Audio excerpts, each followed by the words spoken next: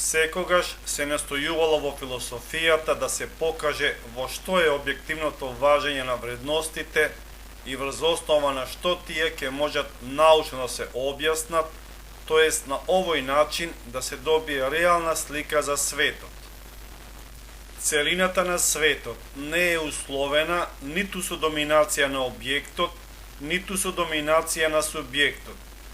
Тие мораме да ги земеме како единство на формалните моменти кои се наоѓаат во поимот свет.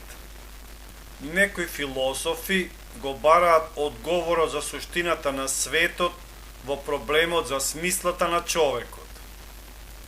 За целината на светот нема едно единствено размислување, туку различни ставови кои биле продукт на мудроста на философите.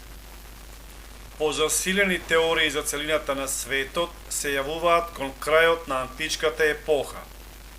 Според атомистите, светот е составен од атоми кои се наоѓаат во постојано движење.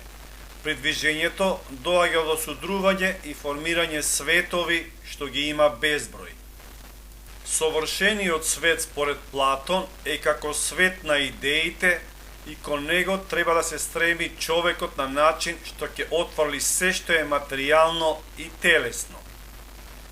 Августин во средниот век зборува за светот како за две држави, земна во која царува злото и сите суштества се стремат кон сопствената слава и добро, и Божјата држава што ја сочинуваат суштества обединети во љубовта кон Бога.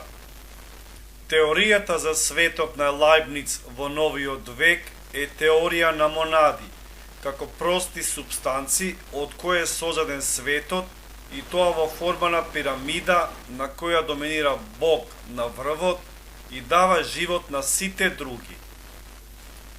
Современата филозофска антропологија суштината на човекот ја открива во неговата повеќе слојна структура, која е проникната со законитостите од материјален, биолошки, психолошки, емоционален и духовен карактер, во доживувањето на сопствената самосвест и можноста на слободното профилирање на својот животен позив.